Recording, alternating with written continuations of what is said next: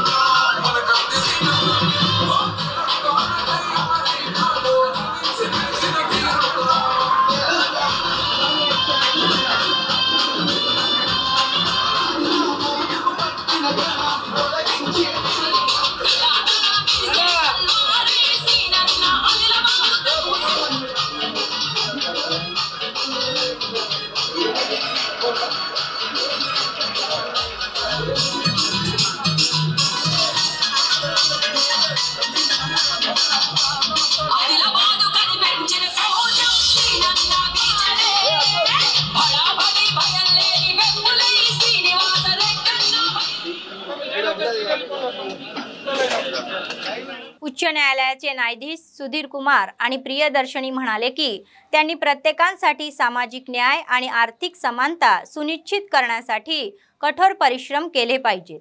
बार कौन्सिलच्या जिल्हा शाखेच्या संयुक्त विद्यमानाने शहरातील एका खासगी हॉटेलमध्ये डॉक्टर बाबासाहेब आंबेडकर यांच्या जयंतीनिमित्त आयोजित समरस्थ दिवस कार्यक्रमात ते प्रमुख पाहुणे म्हणून उपस्थित होते। ते म्हणाले की संविधानाने दिलेले अधिकार सर्वांना समान आहेत आणि समाजातील आर्थिक मागासलेपण आणि भेदभावामुळे सर्वसामान्य गरीब विशेषतः आदिवासींना सामाजिक न्याय मिळत नाही। ते म्हणाले की दलित बहुजन आणि आदिवासींशी भेदभाव सुरूच आहे।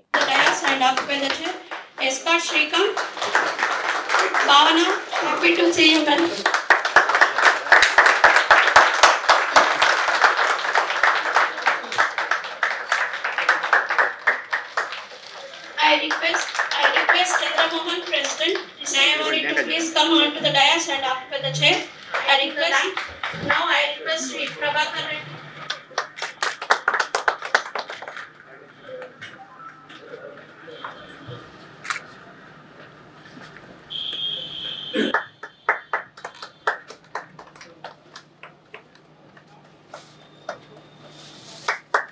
ప్రియదర్శిని గారు స్వాగతం పలుకుతుంది। ఆర్గనైజేషన్ ఏదైతే ఉందో అధివక్త పరిషత్ స్థాయిలో ఇచ్చిన పిలుపు మేరకు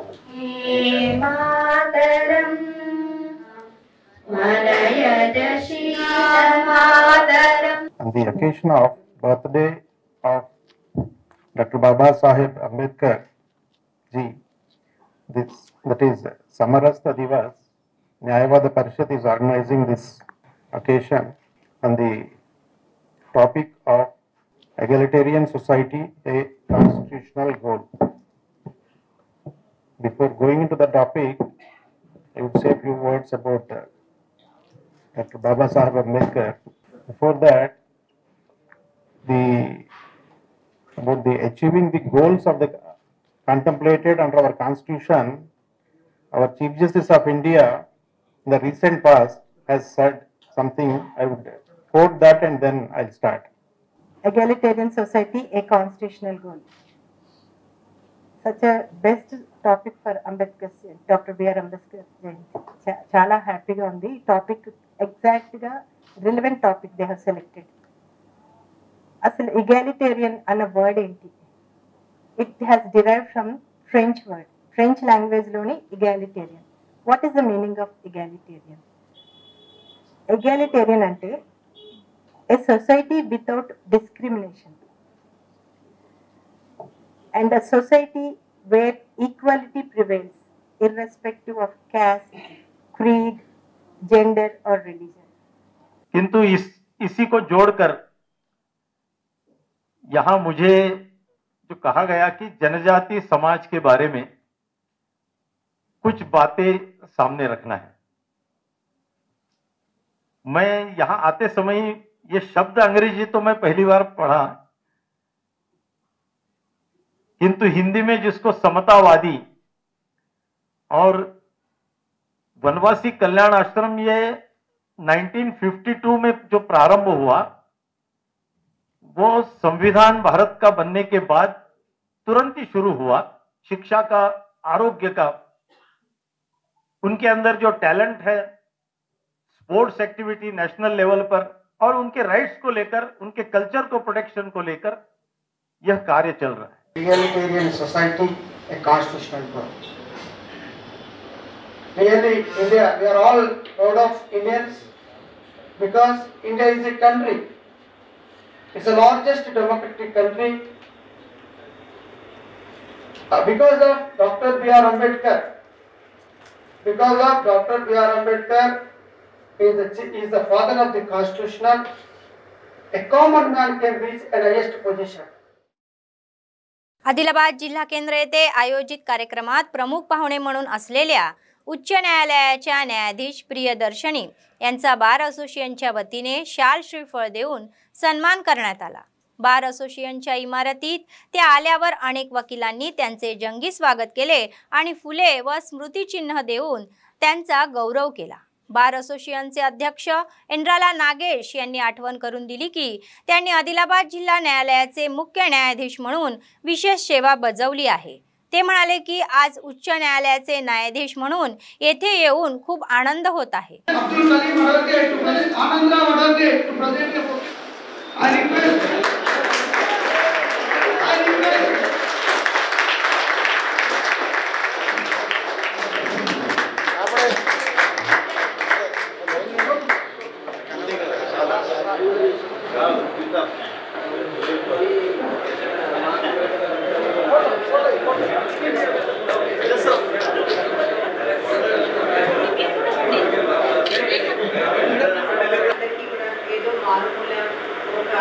ట్రైబల్ డిస్ట్రిక్ట్ అనే ఒక భావన, చాలా చిన్న అంటే అంత పెద్దగా కాన్సన్ట్రేషన్ లేదు.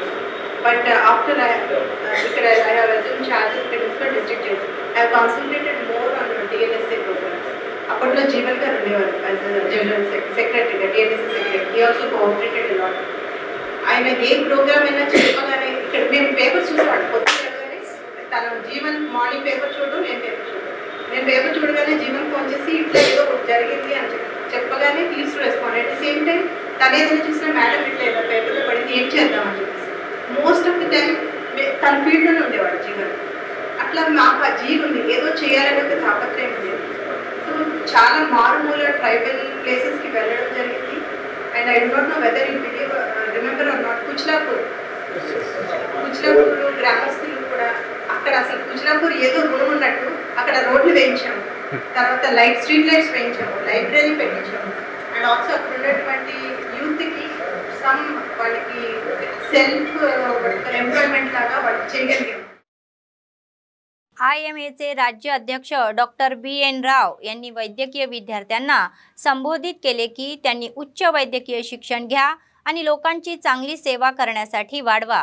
आदिलाबाद जिल्ह्यातील मेडिकल कॉलेजमध्ये इंडियन मेडिकल असोसिएशनच्या संयुक्त विद्यमानाने प्रत्येकी 20,000 दराने 25 वैद्यकीय विद्यार्थ्यांना एकूण 5 लाख शिष्यवृत्ती प्रदान करण्यात आली.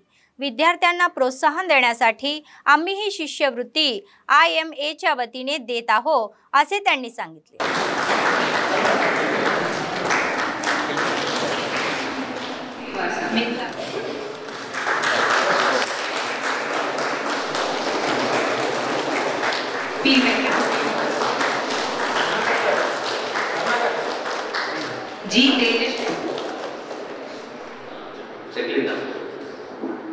ఇది ఎందుకు స్టార్ట్ చేసాము అంటే రిమోట్ ప్లేస్ ఒకటి ఎక్కువ వెనుకబడిన ఆర్థికంగా వెనుకబడిన వాళ్ళు ఈ ప్రాంతంలో ఉంటారు అని మేము గుర్తించి మేము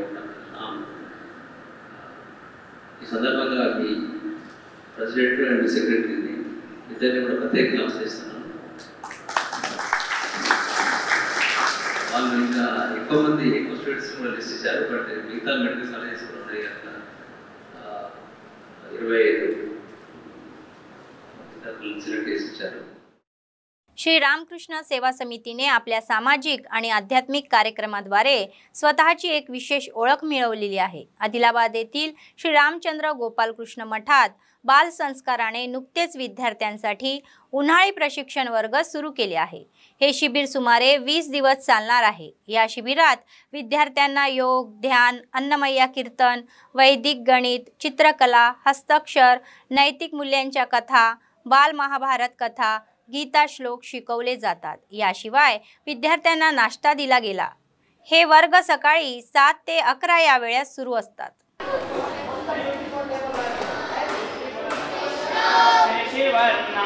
चतुर्भुजं श्रीमते नमः चतुर्भुजं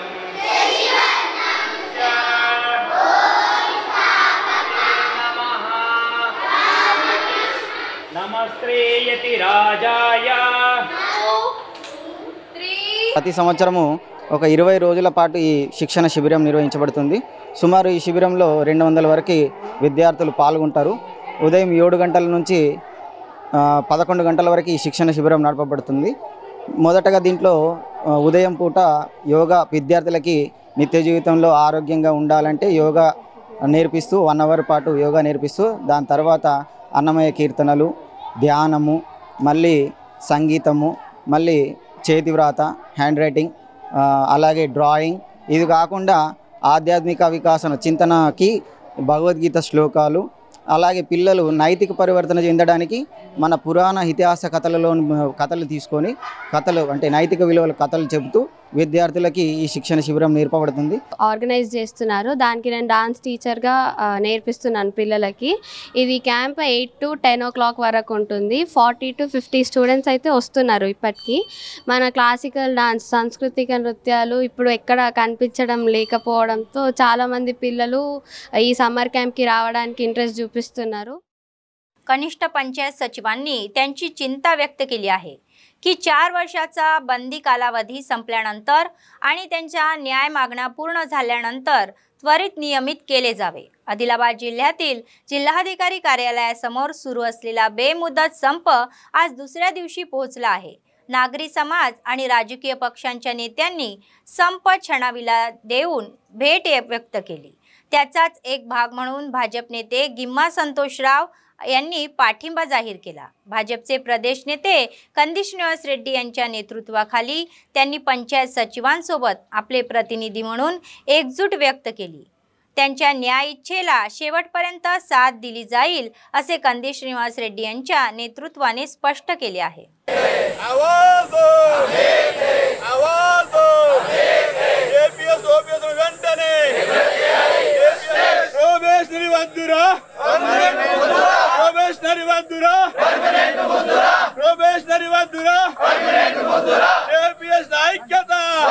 శ్రీనివాస్ రెడ్డి గారు ఇవాళ అనివార్య కారణాల వల్ల హైదరాబాద్ వెళ్ళడం వల్ల నన్ను ఇక్కడికి తన ప్రతినిధిగా ఇక్కడికి పంపడం జరిగింది.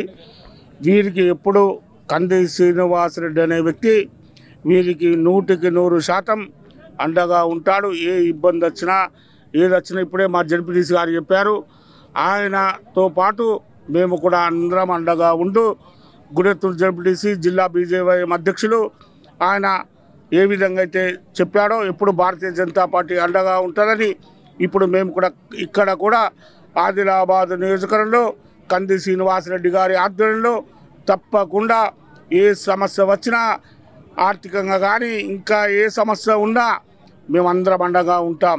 మన బీఎస్పీ పార్టీ కానీ కాంగ్రెస్ పార్టీ కానీ బీజేపీ వాళ్ళు అనేక మంది వచ్చారు. కాకపోతే కంది శ్రీనివాసరెడ్డి సార్ వచ్చినప్పుడు మేము దాదాపుగా ప్రస్తావన తీసుకురావడం జరిగింది. సార్ దాదాపుగా జేపీఎస్ ఓపీఎస్లలో పేద మధ్యతరగతి కుటుంబాలే ఉన్నారు సార్.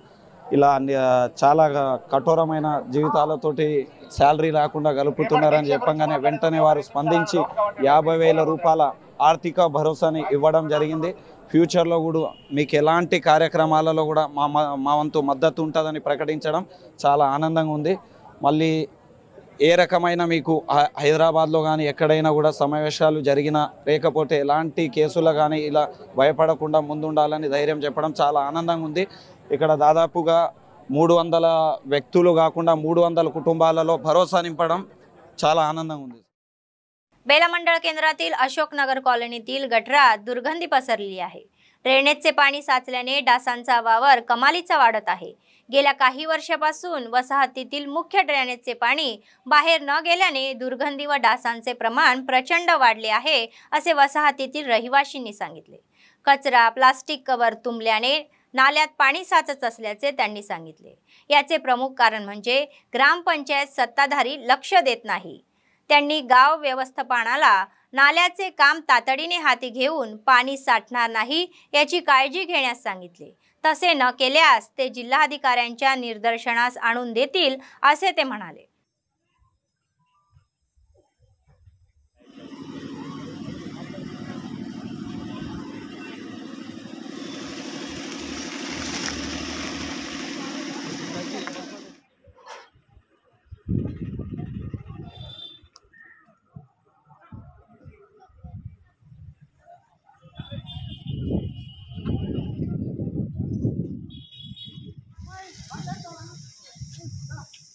रोडवर नाली आहे, समोर आमचं दुकान आहे.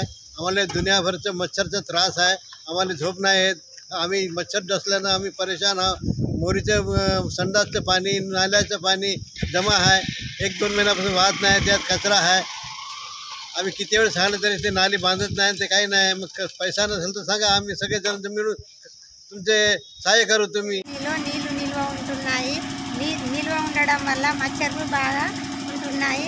అందువల్ల ఇక్కడ సాఫ్ చేయించి రోడ్లు వేయించగలరని మేము చెప్తున్నాం. जैनत मंडळाच्या कोर्टा गावातील लंडे महेश यांनी लहानपणीच आपले आईवडील गमावले आहे. फास्ट फूड सेंटरमध्ये काम करत असताना बोरजला विजेचा शॉक लागल्याने त्यांना सध्या हैदराबाद येथील उस्मानिया हॉस्पिटलमध्ये उपचार सुरू आहे. त्यांच्या आर्थिक मदतासाठी ग्रामस्थ लोक सांगत आहे. त्या आर्थिक मदतासाठी नैतम रमेश यांच्या फोन नंबरवर आर्थिक मदत करू शकता. नैतम रमेशचा नंबर 9491289941 ला गुगल पे किंवा फोन पे द्वारे आर्थिक सहाय्य करू शकता.